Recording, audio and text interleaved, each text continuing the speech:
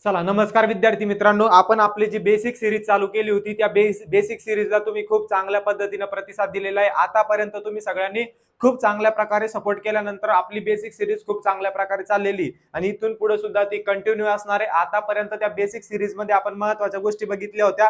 म्हणजेच काय, आपलं नाउन आपण घेतलं होतं, प्रोनाउन आपण घेतलं होतं. आता प्रोनाउन मध्ये जर आपण पाहिलं तर बरेचसे काही प्रोनाउनचे प्रकार असतात. आपण जर म्हणलं पर्सनल प्रोनाउन, इम्पॅथेटिक, इंडिपेंडेंट, असे वेगवेगळे जे इरोगेटिव्ह, असे वेगवेगळे सगळे प्रोनाउनचे काय प्रकार आहे. पण आता एवढ्या डीप मध्ये आपण ते जाऊ शकत नाही, कारण आपल्याला लवकरात लवकर सिलेबस कव्हर करणं आहे. कारण येणाऱ्या ज्या सरळ सेवा एक्झाम आहे ते आपण टार्गेट करतोय. जसे की आपली वनरक्षक भरती झाली, तलाठी भरती झाली, किंवा नगर परिषदाच्या वेगवेगळ्या भरत्या, आणि नोंदणी आणि मुद्रांक शुल्कची जर आपण परीक्षा बघितली तर आता कुठेतरी 7-8 दिवसावरती आलेली आहे. त्याचबरोबर आपली जीएमसी, संभाजीनगर, अशा वेगवेगळ्या प्रकारच्या भरत्या निघताय, वेगवेगळ्या प्रकारच्या सरळ सेवा येत आहे. आणि आता जर तुम्ही मागे एखादी बातमी बघितली असेल की 75,000 जागा भरणारे येणाऱ्या ऑक्टोबर पर्यंत, म्हणजे या जून पासून तर ते 2 ऑक्टोबर पर्यंत सगळ्या जागांचे फॉर्म ते येणार, ऍड येणार, अशी त्यांनी माहिती दिली होती, अशी घोषणा त्यांनी दिली होती. त्यामुळे आपल्याला थोडंसं फास्ट जावं लागणार आहे, कारण आपण जी सिरीज घेतोय ती सिरीज ही सगळ्याच परीक्षांसाठी कामा असणार आहे. मग तुमची मुद्रांक शुल्कची असू द्या, तुम्ही बेसिक सिरीज जरी कंप्लीट केली तरी मुद्रांक शुल्कला त्याचा फायदा होणार आहे, वनरक्षक भरतीला त्याचा फायदा होणार आहे, तलाठी भरतीला सुद्धा त्याचा फायदा होणार आहे. आणि ज्या काही नगर परिषदेच्या भरत्या असतात, नगर परिषदेच्या एक्झाम असतात, त्याच्यामध्ये सुद्धा त्या बेसिक सिरीजचा 100% फायदा होणार आहे. कारण या बेसिक्स वरतीच बरेचसे प्रश्न आपल्याला वेगवेगळ्या परीक्षांमध्ये बघायला मिळाले. जसं की आपण वनरक्षक भरती पाहिली, वनरक्षक भरतीमध्ये भरपूर सारे प्रश्न, 15 पैकी 4 ते 5 प्रश्न हे बेसिक वरती होते, प्रोनाउन वरती होते, ऍडजेक्टिव्ह वरती होते, ऍडवर्ब वरती होते, कंजक्शन वरती होते. म्हणजे ह्या ज्या काही पार्ट ऑफ स्पीच असतात, 8 शब्दांच्या जाती जर आपल्याला व्यवस्थित जमल्या तर तुमचे भरपूर सारे जे काही क्वेश्चन आहे ते क्लिअर होणार आहे. जास्त करून प्रश्न याच्यावरतीच असतात. तुम्ही कोणतीही परीक्षा बघा, त्या परीक्षेमध्ये तुमच्या प्रोनाउन वरती प्रश्न असतो, ऍडजेक्टिव्ह वरती असतो, ऍडवर्ब वरती भरपूर सारे प्रश्न असतात.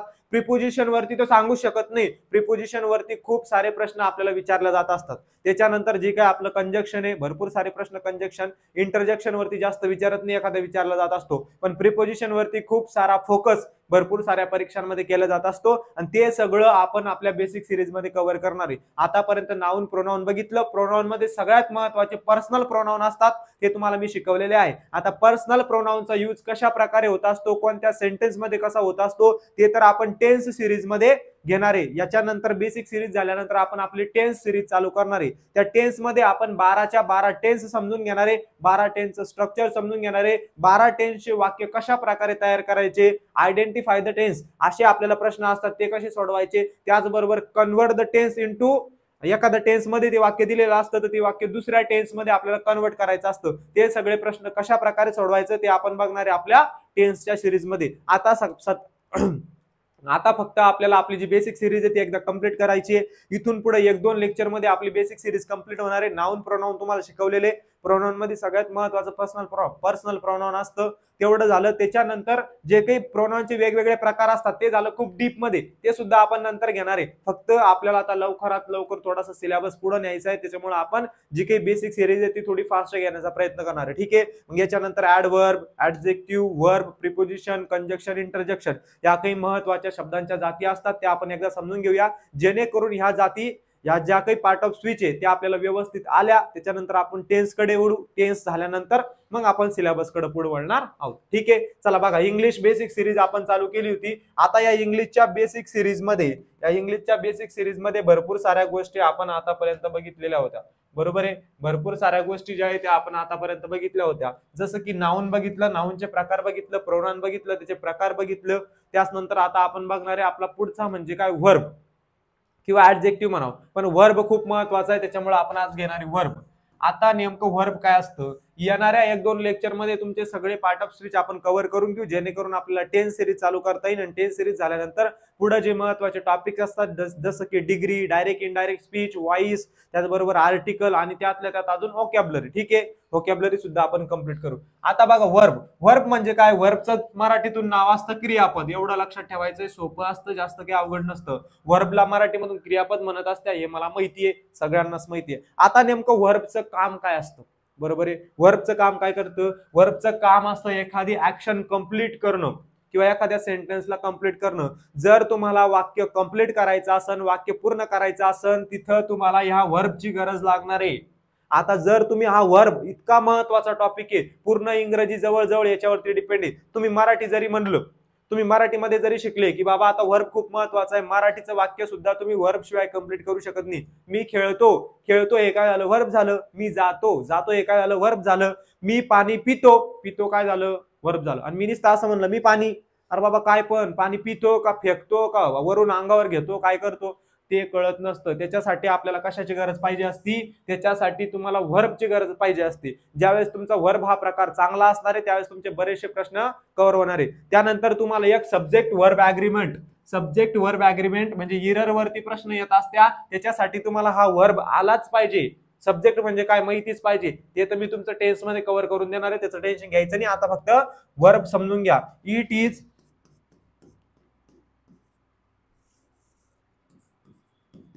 It is a word. It is a word which completes a sentence. की हा असा एक शब्द असतो, तो काय करत असतो, वाक्याला पूर्ण करत असतो. म्हणजे वर्ब शिवाय वाक्य पूर्ण होतच नाही असं लक्षात ठेवायचं. ठीक आहे. आणि ज्याच्यामध्ये वर्ब नसता आणि तुम्ही जर शब्द समूह, त्याला आपण काय म्हणत असतो, शब्द प्रयोग म्हणत असतो किंवा शब्द समूह असं म्हणत असतो. आता बघा कळालं. आता वर्ब कसा ओळखायचा रे, आता वर्ब कसा ओळखायचा ते तुम्हाला सांगतो. जर तुमच्या शेवटीला काय असलं, ने हा शब्द असला, कोणता ने, तर तो असतो तुमचा वर्ब. म्हणजे कसं, खाणे, पिणे, येणे, जाणे, मरणे, पळणे, फेकणे, देखणे म्हणजे पाहणे. बरोबर आहे. हे सगळे जे काही शब्द असतात ज्याच्या शेवटीला ने हा शब्द असतो त्याला काय म्हणायचं, वर्ब म्हणायचं, म्हणजे क्रियापद म्हणायचं.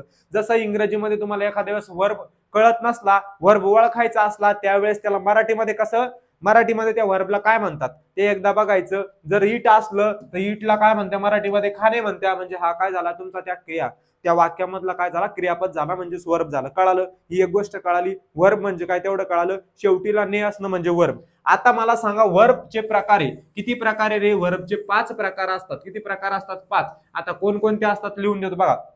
आता आपल्याला सगळ्यात महत्वाचे 3-4 प्रकार असतात आणि ते आपण टेन्स मध्ये शिकणार आहे. आणि हे जर तुम्हाला आलं त्यावेळेस तुम्हाला टेन्स येणार आहे. V1, V2, V3, V4, V5.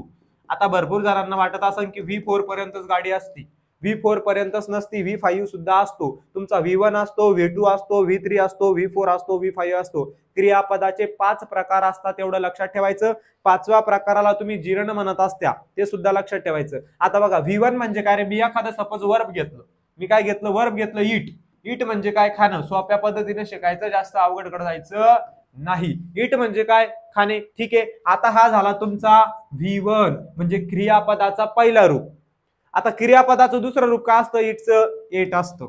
काय असतं, एट, ATE, एट. हे झालं क्रियापदाचं. आता हे क्रियापदाचे रूप कशासाठी पाडले बाबा, नेमकं याचा उपयोग कुठे होत असतो, तर ते तुम्हाला कळणार टेन्स सिरीज मध्ये. कारण टेन्स मध्ये आपण सिंपल प्रेझेंट टेन्स मध्ये V1 वापरत असतो, सिंपल पास्ट मध्ये V2 वापरत असतो. बरोबर आहे. जे आपले परफेक्ट ते तिन्ही टेन्स असतात त्याच्यामध्ये आपण काय वापरत असतो, V3 वापरत असतो फक्त. आणि याच्यावरती तुम्हाला कोणत्याही परीक्षेला फिल इन द ब्लँक वरती सरळ प्रश्न येत असतो. मग जर तुम्हाला वर्ब आला त्यावेळेस तुम्हाला टेन्स कळणार आहे की बाबा हे वर्ब म्हणजे अशी भानगड असती, आणि मग टेन्स मध्ये कळणार की हा असा यूज होत असतो. म्हणून तुम्हाला बेसिक शिकवण्याचा प्रयत्न करतोय. आणि बेसिक खूप गरजेचं असतं कोणत्याही गोष्टीसाठी, कोणत्याही विषयासाठी. बेसिक ज्ञान असणं, बेसिक माहिती असणं खूप गरजेचं असतं. म्हणून आपल्या या सिरीजला जास्तीत जास्त शेअर करा, जास्तीत जास्त आपल्या मुलांपर्यंत म्हणजे आपले मुलं झाले नाही अजून, आपल्या मित्रांपर्यंत, मैत्रिणींपर्यंत पोहोचा, जेणेकरून त्यांना सुद्धा याचा फायदा होईल, तुम्हाला सुद्धा फायदा होईल. आणि त्यातल्या त्यात कुठंतरी आमचाही उत्साह वाढन, आम्हालाही थोडंसं मोटिवेशन भेटन की बाबा कुठंतरी याला रिस्पॉन्स येतोय. आता आपणच एखादी गोष्ट करत असलो, त्याला कोणी उचलून धरलं नाही किंवा कोणी त्याला भाव दिला नाही समजा, तर आपण काय करत असतो, अब क्लोज करेंगे, बाड बिस्तर उठाओ, चले जाओ. पण त्याच गोष्टीला कोणतरी लोकांनी प्रतिसाद दिला, आपलं इन्स्पायरेशन वाढत असतो की आपण जी गोष्ट करतोय, आपण जे काम करतोय त्याचा कुठेतरी फायदा होतोय, जेणेकरून मग तो माणूस अजून चांगल्या रीतीने कामाला लागत असतो, अजून फास्ट मध्ये काम करत असतो. आणि जर तुम्ही चांगल्या प्रकारे असाच प्रतिसाद आपल्या सिरीजला दिला, त्याच्यानंतर आपण 10 सिरीज घेणार आहे, त्याच्यानंतर तुमचे महत्त्वाचे टॉपिक सुद्धा कव्हर करणार आहे, व्होकॅब्युलरी सुद्धा कव्हर करणार आहे. त्यामुळे जास्तीत जास्त प्रतिसाद द्यायचा आहे, जास्तीत जास्त शेअर करायचा आहे, जेणेकरून तुम्हाला रोज 1-2 दिवसाआड रोज व्हिडिओ येतील. ठीक आहे, चला बघा आता V1 काय असतो रे, इट असतो. V2 काय असतो, एट असतो. V3 काय असतो, EATEN, इटन. बरोबर आहे. त्याच्यानंतर बघा V4 कधी लक्षात ठेवायचा, V4 ला ING लागलेलंच पाहिजे, त्यालाच V4 म्हणत असत्या. याचं नाव काय असतं दुसरं, ING. V4 चं दुसरं नाव काय असतं, ING. लक्षात ठेवायचं. म्हणजे EATING. तुमचा जो काही V1 असतो त्याला डायरेक्टली ING लावायचं. आता काही वर्ब कसे असतात, टेक. टेक म्हणजे काय रे, टेक म्हणजे घेणे. टेक म्हणजे काय, घेणे. आता टेकला तुम्ही ING लावणार आहे त्यावेळेस काय करायचं, TAKING करायचं. हा इथला खाऊन घ्यायचा, इथला ई काय करायचा, खाऊन घ्यायचा आणि डायरेक्ट काय करायचं, ING लावायचं. कळालं. ज्या वेळेस तुमच्या वर्बच्या शेवटी ई आलं आणि तुम्हाला त्याचं कन्व्हर्शन V4 मध्ये करायचं असलं, VING मध्ये करायचं असलं, त्यावेळेस शेवटीला आलेला ई तुम्ही खाऊन घ्यायचा आहे, म्हणजे तो लिहायचा नाही ज्यावेळेस शेवटीला येईन त्यावेळेस. ठीक आहे. आता टेकिंग. त्याच्यानंतर V5 काय असतो, V5 कधी लक्षात ठेवायचं, त्याच्या अगोदर तुम्ही TO लावत असता. काय लावत असता, TO. आणि TO नंतर V1 वापरत असता, EAT. हा झाला तुमचा क्रियापदाचा 5वा फॉर्म. कळतंय. याला तुम्ही इन्फिनिटिव्ह आणि याला जिरंड म्हणत असता. ते सुद्धा तुम्हाला स्पेशली मी तुम्हाला त्या टॉपिक मध्ये शिकवणार आहे. बघा हे झाले तुमचे 5 फॉर्म आणि हे 5 फॉर्म तुम्हाला आपल्या 10 सिरीज मध्ये खूप महत्वाचे येणार आहे. आता बघा भरपूर वेळेस काय होत असतं रे, आता इथं इट आहे, मग इथं तुम्हाला एखाद्या सीरर मध्ये प्रश्न यायला असतो की जे वाक्य असतं ते कशाचं असतं, सिंपल प्रेझेंट टेन्स असतं आणि त्याच्यामध्ये इट वापरलेला असतो, इटच वापरलेला असणार आहे. कधी कधी काय असतं, इथं आहे आणि इथं इट्स वापरलं, आय इट्स मँगो, आणि तुम्हाला विचारणार हे वाक्य बरोबर आहे का सांग बरं बाबा, तर हे वाक्य चुकीचं आहे. कारण आय नंतर जो काही क्रियापद असतो त्याला यस लागत नसतं, फक्त ही, शी, इट या तिन्हीला लागत असतं, कारण हे सिंग्युलर आहे. सिंग्युलर असलं तर व्हर्ब प्लुरल राहतो, एवढं लक्षात ठेवायचं. ते तुम्हाला मी सगळं 10 सिरीज मध्ये सांगणार आहे. फक्त आता व्हर्ब काय असतो ते लक्षात ठेवा. आता व्हर्ब तुम्हाला चांगल्या प्रकारे कळाला असेल की बाबा व्हर्ब म्हणजे नेमकं काय, क्रियापदाचं काम काय असतं, वाक्याला कंप्लीट करणं हे क्रियापदाचं काम असतं. आता मी काय लिहिलं, आय राईट. आय राईट म्हणजे काय, मी लिहितो, मी लिहितो. मग काय लिहितो तू, हे पुढचा विषय असला काय लिहितो, पण हा काहीतरी लिहितो म्हणजे वाक्य कंप्लीट झालं. झालं का नाही, झालं. आता मी काय म्हणणार, आय राईट अ लेटर. अरे बाबा कोणाला लेटर लिहितो, मी एक पत्र लिहितो. बरोबर आहे. म्हणजे काय, हा झाला तुमचा अ लेटर वाक्यामधला कर्म, त्याला तुम्ही इंग्रजीमध्ये म्हणत असते ऑब्जेक्ट. आणि हे जे तुमचं राईट आहे हे झालं तुमचं क्रियापद, त्याला तुम्ही इंग्रजीमध्ये म्हणत असते व्हर्ब. आणि जो काही पहिला राजा आहे त्याला म्हणायचंय सब्जेक्ट, म्हणजेच तुमचं प्रोनाउन. इथं तुमचं नाउन किंवा प्रोनाउन येऊ शकतं, तो तुमचा सब्जेक्ट असू शकतो आणि असतोच.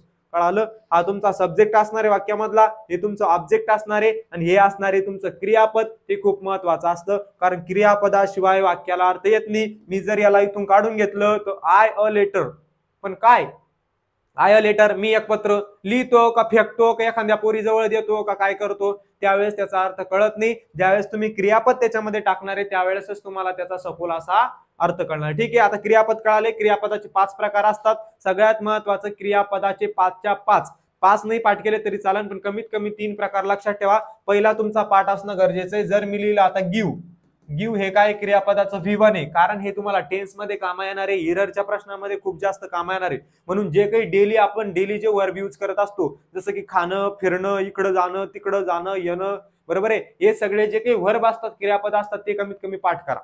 काय सांगतोय मी, हे सगळे जे आपल्या सराउंडिंग मधले असतात, जे आपण रोज यूज करत असतो, रोज वापरत असतो, ते वर्ब कमीत कमी पाठ करा आणि त्यांचे 3ही फॉर्म पाठ करा. चौथा पाठ करायची गरज नाही, सरळ ING टेकून द्यायचं पुढं, झालं. आता गिव्ह V1 असतो, गिव्ह असतो V2 आणि याचाच गिव्हन हा काय असतो, V3 असतो. ठीक आहे, लक्षात ठेवायचं. टेकचं काय असतं रे, टेकचा V1 टेकच असतो. ठीक आहे. दुसरा असतो टूक. ठीक आहे. तिसरा काय असतो रे, काय असतो, टेकन असतो. कळालं. आणि चौथा काय असतो, टेकिंग.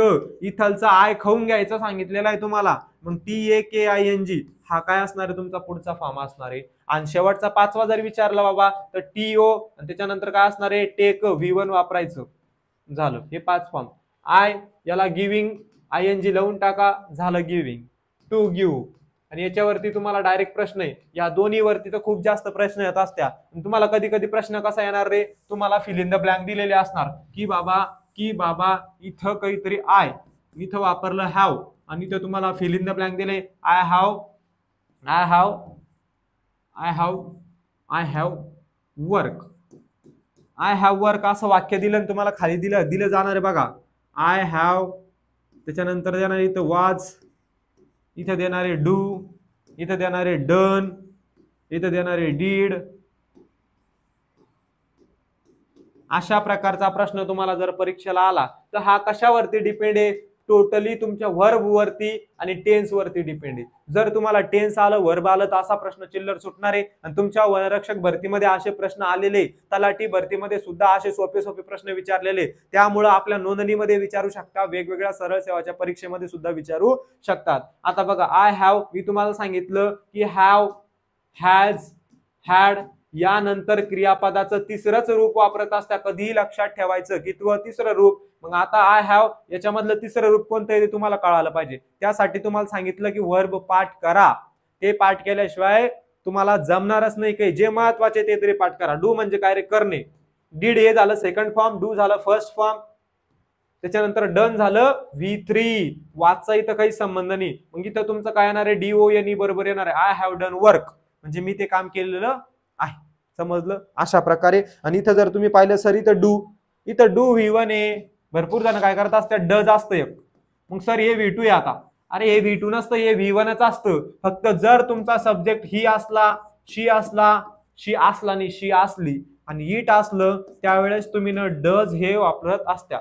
डज हे V1 वापरत असता ह्या तिन्हीसाठी. ज्यावेळेस तुमचा सब्जेक्ट आय असला, दे असला, वी असला आणि यू असला, त्यावेळेस तुम्ही काय वापरत असत्या?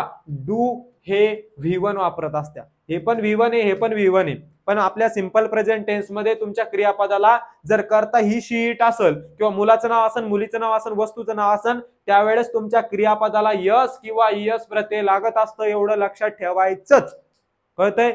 समजतंय सर. मग एवढं सगळं कळालं. अशा प्रकारचे प्रश्न तुम्हाला वर्ब वरती येत असतात.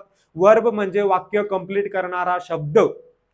जो वाक्याला कंप्लीट करत असतो, वाक्याला पूर्ण करत असतं, त्याला काय म्हणत असतं? क्रियापद असं म्हणत असतं. ठीक आहे. क्रियापद ही संकल्पना सगळ्यांना कळाली. सगळे जे काही महत्वाचे पार्ट 1 आहे म्हणजे V1, V2, V3, V4 हे सगळे तुम्हाला पाठ करावं लागणार. सगळे व्यवस्थित पाठ करायचे. ठीक आहे. चला बघा, आता पुढच्या याच्यामध्ये आपण बघूया.